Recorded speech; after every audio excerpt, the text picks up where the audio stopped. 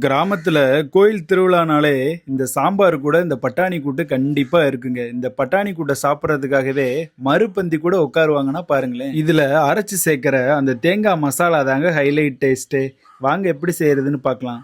இப்போ கடாய் வச்சுக்கோங்க, தேவையான அளவு எண்ணெய் ஊற்றிக்கலாங்க. இதில் வந்துட்டு 1/4 ஸ்பூன் சோம்பு, 1 ஸ்பூன் அளவுக்கு கடுகு உளுந்தம் பருப்பு சேர்த்து நல்லா பொரிஞ்சு வந்ததுக்கப்புறமா ஒரு கொத்து கருவேப்பிலை வந்து சேர்த்துக்கலாங்க. அதுக்கப்புறமா நம்ம வந்துட்டு 2 தக்காளி வந்து கட் பண்ணி வச்சுருக்கோம். இப்போ அதையுமே வந்து சேர்த்துக்கலாங்க. தக்காளி நல்லா குழஞ்சு வதங்கி வரணுங்க. இப்போ நாங்கள் பட்டாணி வந்துட்டு ஒரு 150 கிராம் அளவுக்கு எடுத்துகிட்டு நைட்டு ஃபுல்லாக ஊற போட்டு காலையில் வேக வச்சு எடுத்துருக்கோம். அது கூடவே 2 உருளைக்கிழங்குமே சேர்த்து வேக வச்சு தோல் உரித்து கட் பண்ணியிருக்கோம். அது கூட 2 பெரிய வெங்காயம் ஸ்லைஸாக கட் பண்ணது, 2 பச்சை மிளகா, தேவையான அளவு கல்லுப்புமே சேர்த்துக்கலாங்க. பட்டாணி வந்துட்டு ஒரு 80% மட்டும் வேக வச்சுக்கோங்க. ரொம்ப வேக விட்டிங்கன்னா பட்டாணி வந்து குழஞ்சு போயிடும்.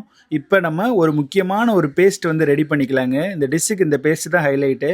பட்டை, கிராம்பு, ஏலக்காய் ஒரு 2 கிராம் எடுத்துக்கலாம். அது கூடவே நம்ம 1/4 மூடி தேங்காய், 1 ஸ்பூன் வந்து பெரிய சீரகம், 1 ஸ்பூன் அளவுக்கு பொரிகடலை, 50 கிராம் அளவுக்கு இஞ்சியும் பூண்டுமே சேர்த்து, ஒரு பெரிய வெங்காயமே சேர்த்து நைஸாக அரைச்சிருக்கோம். இப்போ அதை இந்த பட்டாணி கூட சேர்த்துக்கலாங்க.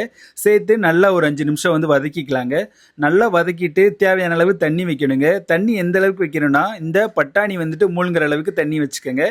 பட்டாணி உருளைக்கிழங்குலாம் மூழ்கிற அளவுக்கு தண்ணி வச்சதுக்கு அப்புறமா இப்போ நம்ம இதில் 1/4 ஸ்பூன் அளவுக்கு சிக்கன் மசாலா இல்லைன்னா கரம் மசாலா ஆட் பண்ணிக்கலாங்க. காரம் கொஞ்சம் தூக்கலாக இருக்கிறதுக்காக ஒரு 1/4 ஸ்பூன் அளவுக்கு மிளகாய் தூள் வந்து சேர்த்துக்கலாங்க.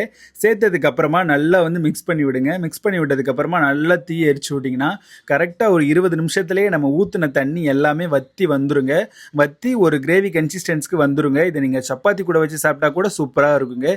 இதே மாதிரி உங்கள் வீட்லையுமே ட்ரை பண்ணி பாருங்கள், ரொம்பவே சூப்பராக இருக்கும். அருமையான இந்த பட்டாணி கூட்டு வந்து ரெடியாக இருங்க. இதே மாதிரி உங்கள் வீட்லையுமே வந்து ட்ரை பண்ணி பாருங்கள். மறக்காமல் நம்ம சேனலை வந்து லைக் பண்ணி ஷேர் பண்ணி சப்ஸ்கிரைப் பண்ணுங்க.